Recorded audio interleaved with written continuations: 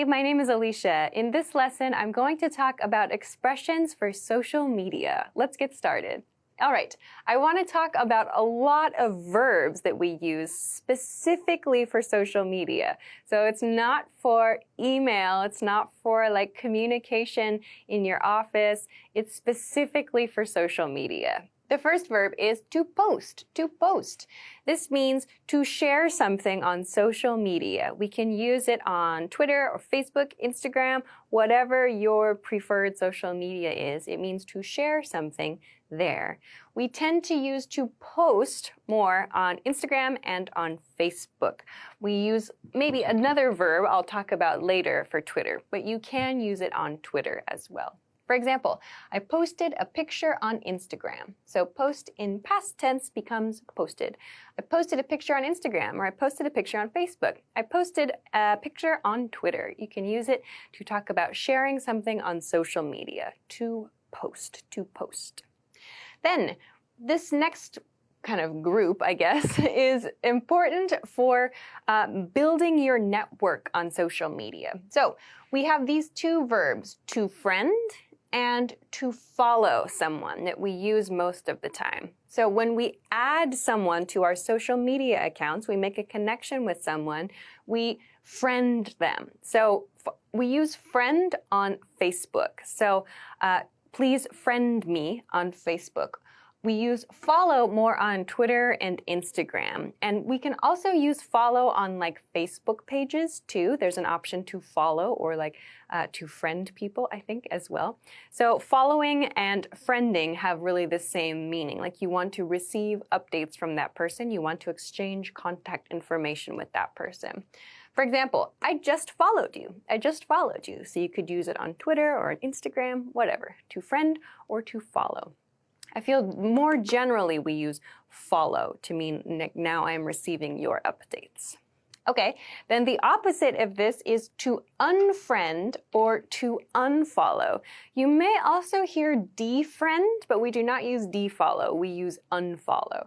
So unfriend or unfollow, that means to stop receiving updates from someone. So maybe you are tired of their information or you don't have a connection anymore, whatever. You unfriend someone on Facebook, which means you remove them from your friend list, and you unfollow someone like on Twitter or on Instagram to stop receiving their updates, and you no longer appear in their list of connections. So an example sentence, my friend unfollowed me. My friend unfollowed me. So unfollowing people can kind of be something that makes relationships a little bit complicated, friendships or even like relationships in your family or like romantic relationships. So friending and unfriending, following and unfollowing can be kind of an interesting part of using social media. So we use unfollow in past tense as unfollowed. Okay. Let's go to the next one, to mute. This verb to mute is interesting because you use mute when you want to stop seeing someone's information, like you want to stop seeing tweets or you want to stop seeing Instagram posts from someone, but you do not want to unfollow that person. So maybe, for example, someone has a big event coming up and they're sharing lots and lots of promotional information about their event on their like Instagram account or their Twitter account. And you feel like so like tired of seeing the same information about that. You might mute that person. So that means you just turn off their updates, but you're still following that person. So you can unmute. The opposite of this is unmute, just as with unfriend and unfollow. So to mute someone means just to turn off their updates without unfollowing them. And to unmute means to enable seeing their information again. So you never unfollow the person. You just choose to stop seeing their updates, and you don't want to like cause any problems maybe in your relationship. So mute can be a good way to like save a relationship online, a social media relationship online with someone who posts a lot, or maybe they just share a lot of things that you're not interested in, but you want to be their friend or their coworker or whatever. So this is to mute, and the opposite to unmute. For example, I had to mute my coworker. his posts were annoying. So maybe you know someone like that. They post a lot of stuff that's not very interesting for you. You might choose to mute that person.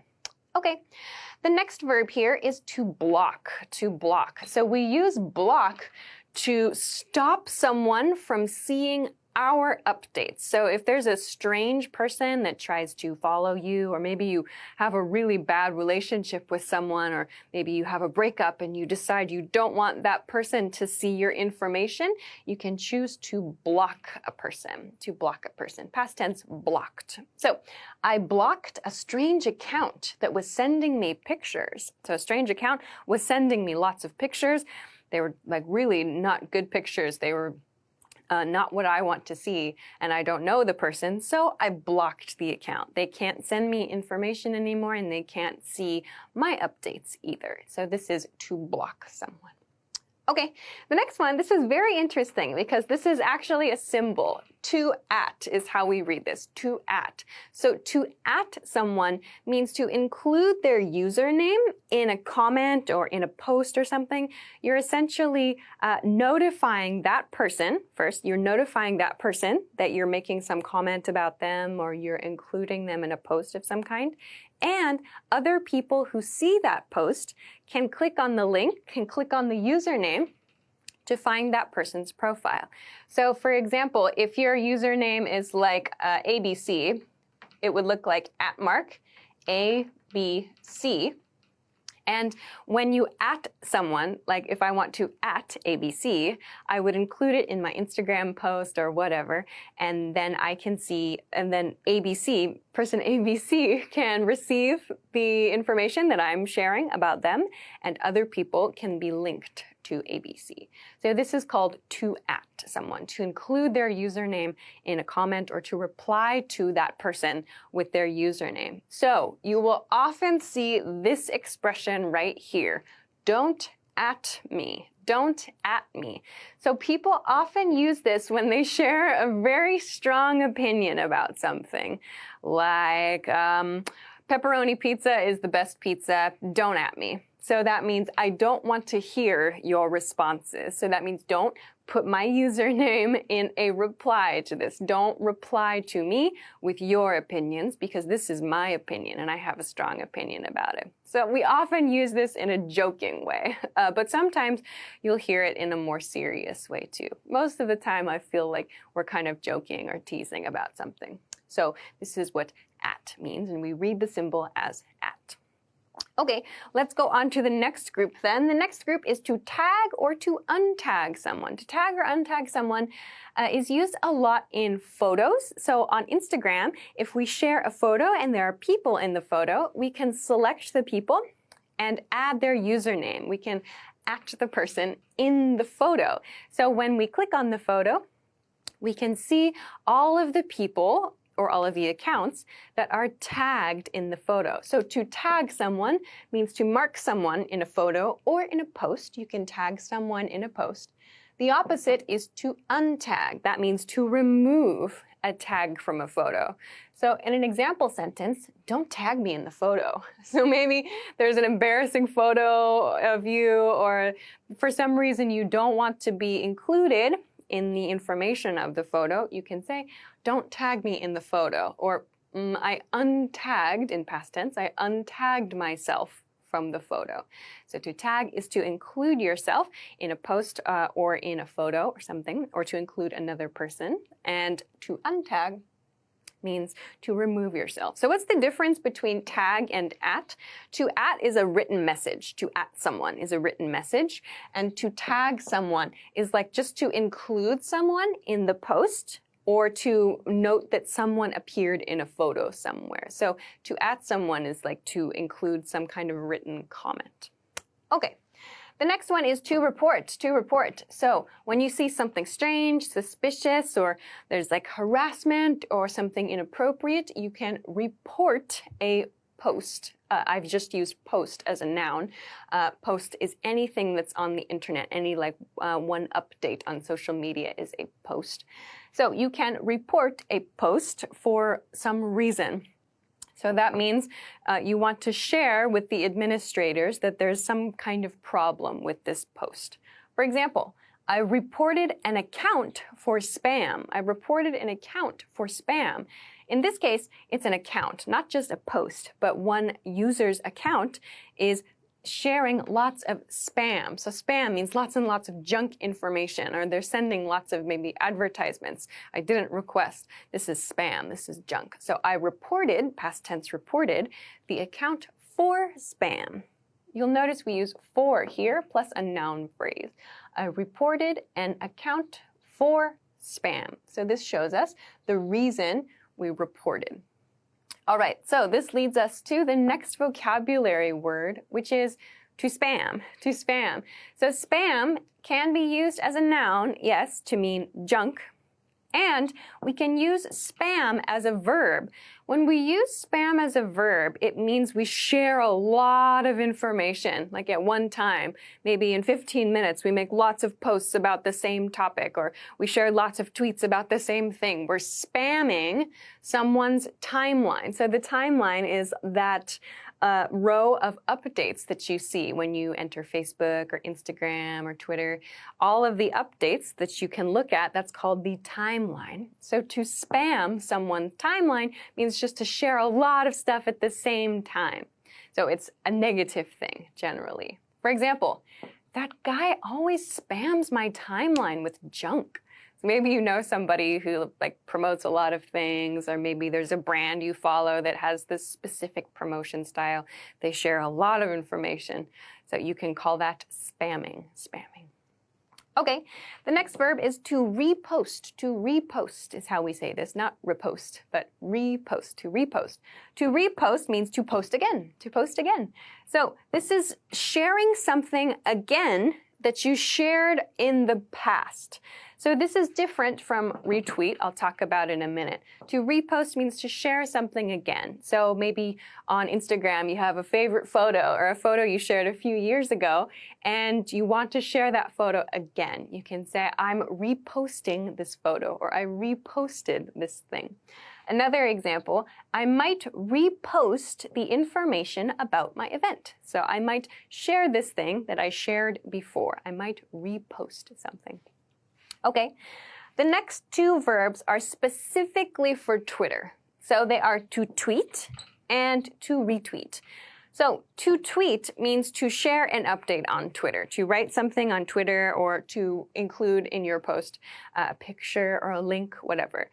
Anything you write on Twitter is a tweet, one as a noun, and we also describe the act of using Twitter, like to share information, as tweeting. So I'm tweeting. That means I'm sharing something on my Twitter account. For example, you tweet too much. You tweet too much. So that means you share too much information on Twitter. You tweet too much. So too much in terms of frequency. You tweet too much.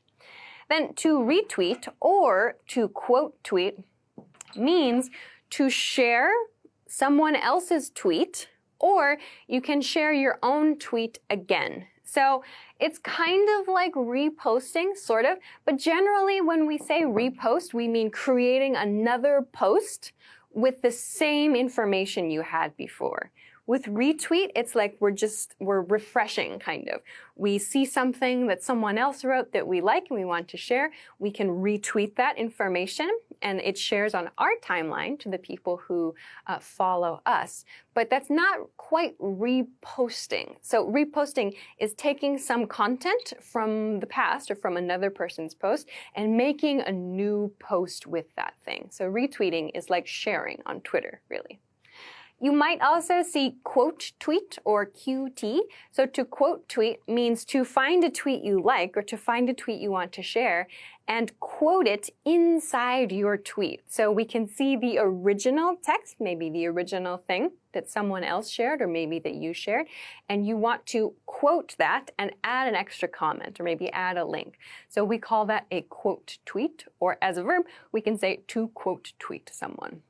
For example, thanks for retweeting me. Thanks for retweeting me. Okay, this next one is to like, to like. So I think every social media platform now has the like function. On Facebook, it's a thumbs up, or we can choose many different reactions now on Facebook. On Twitter, they are hearts. It used to be called favorites on Twitter. On Instagram, it's likes also, or maybe just the heart symbol too. But we use like, to like something, to like something. And of course, if you want to remove a like, you can say to unlike something, to unlike something. But generally, when we like something, it stays there, I think.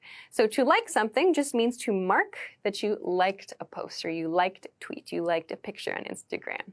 For example, she liked my post, or he liked my post. So that's a very general thing. Okay, let's go to the next one, which is to comment or to reply. To comment or to reply.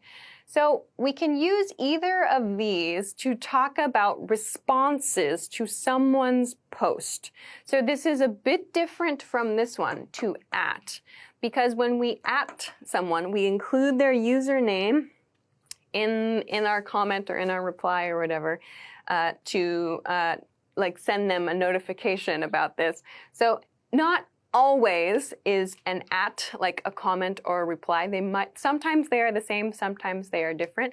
If, for example, you write a comment on my post, like I make a post about my favorite pizza and I say, don't @ me or something, and you comment or you reply directly to my post, that would be you're adding me, yes, and you're commenting or you're replying.